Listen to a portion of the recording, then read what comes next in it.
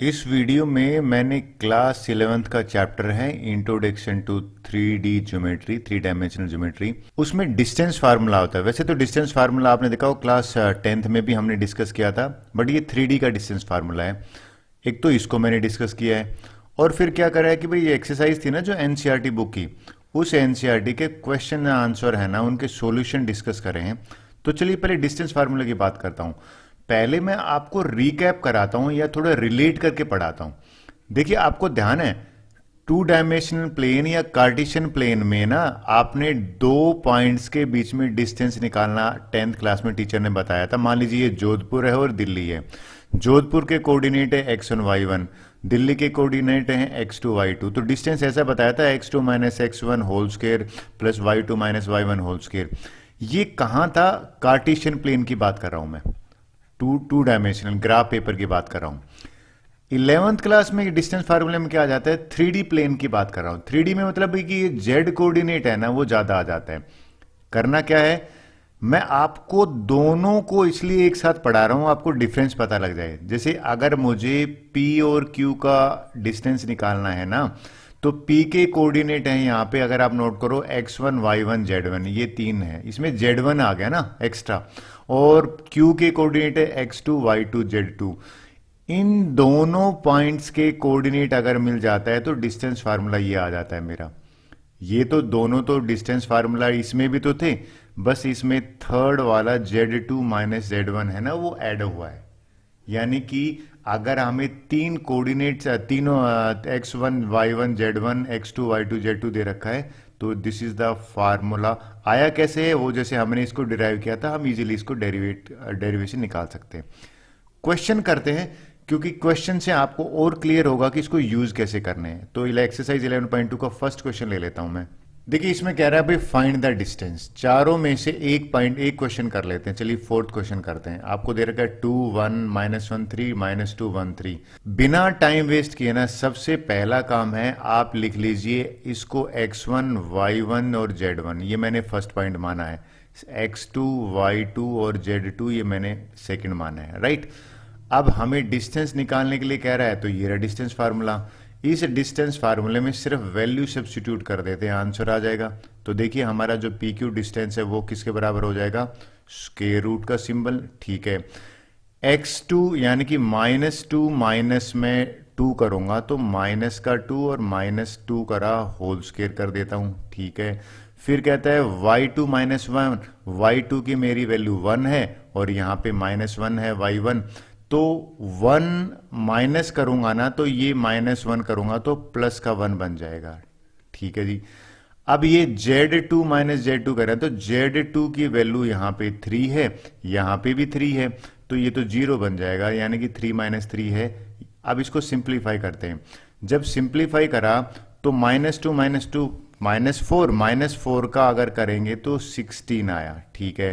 1 + 1 2 होता है, 2 का स्क्वायर करेंगे तो ये आ गया 4 और ये 0 आ गया। तो अगर आप नोट करो, इसका जो है वो √20 यूनिट्स जो है, ये डिस्टेंस आ गया। ज़्यादा से ज़्यादा आप इसको कर सकते हो भाई, इसको 4 × 5 लिख सकते हो और 2 बाहर आ जाएगा।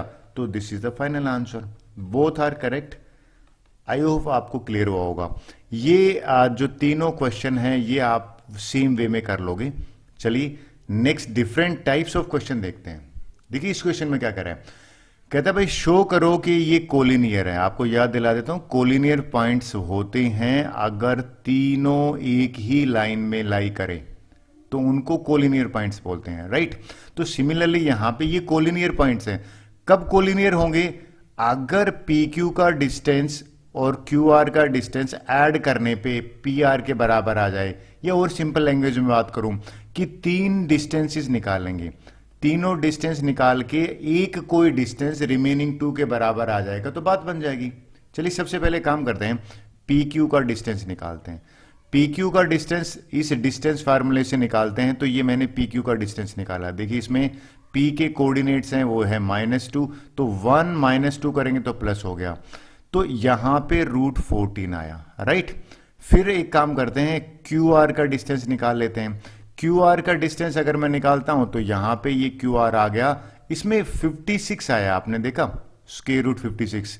मैंने 14 इंटू 4 लिख सकता हूँ 56 को, 4 बाहर आएगा 2 बन जाएगा। तो ये है मेरा डिस्टेंस किसका, क्यू आर का। पहला डिस्टेंस कितना था, 14 का। थर्ड वाला और ले लेते हैं। थर्ड वाला अगर लेंगे तो आप नोट करना, थर्ड वाला पॉइंट मैंने लिया है और उसका डिस्टेंस जब मैंने निकाला तो आपने ध्यान दिया ये तीनों डिस्टेंस निकालने से एक चीज तो क्लियर हुई कि ये जो डिस्टेंस है ना पी आर, तो पी और आर का डिस्टेंस मेरा निकल गया, तो वो आया 126 रूट 14 इंटू 9 लिख दिया, यानी कि 9 बाहर आएगा। अब आप नोट करें, आपको साफ दिख रहा है कि 3 टाइम रूट 2 2 टाइम और 1 टाइम के सम के बराबर है, यानी कि जो ये पी आर है ना इसका सम इन दोनों के बराबर है। अगर ये बराबर आता है therefore P Q R collinear points, ये हमारा यहां से प्रूव हो गया। डन। चलिए नेक्स्ट क्वेश्चन की बात करते हैं। देखिए इसमें वेरीफाई कह रहा है, कहता है भाई वेरीफाई करो कि ये तीनों आइसोसेलेस ट्रायंगल आपको पता होगा कि भाई जिसकी दो साइड बराबर है, कोई भी दो साइड बराबर आ सकती हैं। तो कुल मिला के मुझे इसमें करना क्या है, तीनों का डिस्टेंस निकालना पड़ेगा, राइट। तो पहले अगर मैं लीजिए सबसे पहले निकाल लेता हूं पी क्यू। इस पी क्यू का डिस्टेंस मैं निकालता हूं। ये जो पी क्यू डिस्टेंस है इस किस डिस्टेंस फार्मूले से निकाला, तो 1 माइनस 0, यहां पे 6 माइनस 7 और इसका डिस्टेंस रूट 18 आ गया। ठीक है, मैं लिख देता हूं, ये आ गया रूट 18, करेक्ट है। फिर मैं दूसरा डिस्टेंस साइड का निकालता हूं, यानी कि क्यू आर निकालता हूं। क्यू आर अगर आप नोट करो ये वाली साइड है, और ये वाली साइड का जो मैंने डिस्टेंस निकाला इनको लेके, तो ये भी रूट 18 आ गया, दोनों बराबर आ गए। हालांकि तीसरी की जरूरत नहीं पड़ेगी, लेकिन इसलिए करके देख लीजिए कहीं इक्विलेटरल तो नहीं है। जब मैंने थर्ड साइड का निकाला, यानी कि किस वाली का, ये जो पी आर है इसका डिस्टेंस निकाला, तो ये रूट 18 आया, ये भी रूट 18 है, और ये रूट 36 यानी कि 6 आया। ये दोनों साइड बराबर है ना, तो इस दोनों के बराबर होने से एक चीज तो वेरीफाई होगी, क्या, कि ये एक आइसोसेलेस ट्रायंगल है। और आपको लिख देना कोई भी दो साइड बराबर होने से, तो आई होप ये भी कोई इशू नहीं है। सिमिलरली इसके सेकंड पार्ट को देखते हैं। सेकंड पार्ट में कह रहा है कि आप वेरीफाई करो कि राइट एंगल ट्रायंगल है। राइट एंगल ट्रायंगल आते ही सबसे पहला काम क्या है, आपको पाइथागोरस की याद आनी चाहिए। और पाइथागोरस ने कहा था कि राइट एंगल ट्रायंगल बनेगी अगर हाइपोटेन्यूज किसी एक साइड का स्क्वायर रिमेनिंग टू साइड के स्क्वायर के सम के बराबर हो। तो यहां पे भी डिस्टेंस की बात हो रही है, तो बिना टाइम वेस्ट किए पहले डिस्टेंस निकालते हैं। सबसे पहले मैंने पी क्यू डिस्टेंस निकाला। देखिए ये जो डिस्टेंस है ना पी क्यू, ये मेरा आया रूट 18, ये लीजिए रूट 18 लिख दिया। ठीक है, किसी डिस्टेंस फार्मूले से निकाला मैंने। फिर मैंने दूसरा डिस्टेंस निकाल लेता हूं। दूसरा डिस्टेंस मैंने क्यू आर निकाला। तो देखिए मजे की बात, क्यू आर डिस्टेंस है ना रूट 18 है, तो ये क्यू आर जो है ये भी रूट 18 आया। ये तो आइसोसेलेस बनती नजर आ रही है। ये कह रहा है कि आप पी आर निकाल लेते हैं। जब मैंने पी आर डिस्टेंस निकाला तो ये रूट 36 आया, ये रूट 36 है। अब चेक करते हैं, ये रूट 36 है ना, अगर ये तीनों डिस्टेंस पाइथागोरस को सेटिस्फाई करें तो भाई ये अगर आपको पता है बाई पाइथागोरस थ्योरम, जो सबसे बड़ी साइड का स्क्वायर है ना, तो सबसे बड़ी तो मुझे यही लगी, तो रूट 36 का स्क्वायर इन दोनों स्क्वायर के बराबर करा तो बिल्कुल बराबर आ गया। अगर बराबर आ गया तो यस, क्या यस हो गया कि भैया ये जो ट्रायंगल है ना ये एक राइट एंगल ट्रायंगल है, और ये एक राइट एंगल ट्रायंगल है। तो क्वेश्चन आता है सर राइट एंगल कौन सा होगा, तो जो बड़ी साइड है ना रूट 36 इसके सामने वाला राइट एंगल होगा, यानी कि ये एंगल जो है ना ये 90 डिग्री आपको मिलेगा। सो दिस इज वन वे कि 90 डिग्री कौन सा होगा। बात बनी। चलिए इसका नेक्स्ट देखते हैं। थर्ड पार्ट भी देखो, बात डिस्टेंस फार्मूले की कर रहा है, घुमा फिरा गई है। क्या क्वेश्चन है, कहता है कि भैया ये वेरीफाई करो कि ये पैरेललोग्राम के वर्टिसेस हैं। आपको ऑर्डर एक रखना है। मैंने इसको पी यानी कि इसको पी लिया है, इसको क्यू लिया है, इसको आर लिया है, एक सीक्वेंस में लिखना। मैंने एंटी क्लॉकवाइज लिखा है पी क्यू आर एस। मैं चारों डिस्टेंस निकालूंगा, निकाल के अगर अपोजिट डिस्टेंस बराबर आ जाता है तो पैरेललोग्राम बन जाती है। फिर बच्चा कह रहा है सर वो रेक्टेंगल नहीं बन सकती। देखिए पैरेललोग्राम और रेक्टेंगल में डिफरेंस है। अगर रेक्टेंगल प्रूव करने के लिए कहता है ना तो मुझे डायगोनल निकालने पड़ते ही, क्योंकि रेक्टेंगल के डायगोनल बराबर होते हैं, पैरेललोग्राम के नहीं। तो पैरेललोग्राम के लिए तो डिस्टेंस फार्मूला सफिशिएंट है। सबसे पहले बिना टाइम वेस्ट के डिस्टेंस पी क्यू निकाला। ये लीजिए भैया, पी क्यू डिस्टेंस ये वाला है, इसको डिस्टेंस फार्मूले से निकाला, 6 आया, ठीक है। अगला डिस्टेंस निकालते हैं, फिर मैंने क्यू आर निकाला। क्यू आर डिस्टेंस अगर आप देखोगे ये वाला डिस्टेंस है ना, वो √43 आया, राइट। चलिए फिर आर एस डिस्टेंस निकाल के देखते हैं। जब मैंने आर एस डिस्टेंस निकाला तो 6 आ गया। देखिए ये 6 आ गया तो ये तो आपको आई थिंक दोनों बराबर आ रहे हैं। अब पी एस डिस्टेंस निकालते हैं। जब मैंने पी एस डिस्टेंस निकाला तो देखिए ये तो √43 आ गया। अगर ये भी √43 आ गया तो ये दोनों आपस में बराबर हैं, ये इसके बराबर है। तो अपोजिट साइड बराबर होती है, वो क्वाड्रिलेटरल एक्चुअल में पैरेललोग्राम बन जाती है। पैरेललोग्राम की डेफिनेशन यही है, एक quadrilateral whose opposite sides are equal. I hope आपको तो कुल मिला के इसमें डिस्टेंस फार्मूले का ही यूज हुआ है। नेक्स्ट देख लेते हैं। क्वेश्चन 4 और 5 है ना, ये अक्सर कई बार पूछ लेते हैं। तो देखिए क्या है, कहता है कि भाई find the equation of set of point which are equidistance from the point.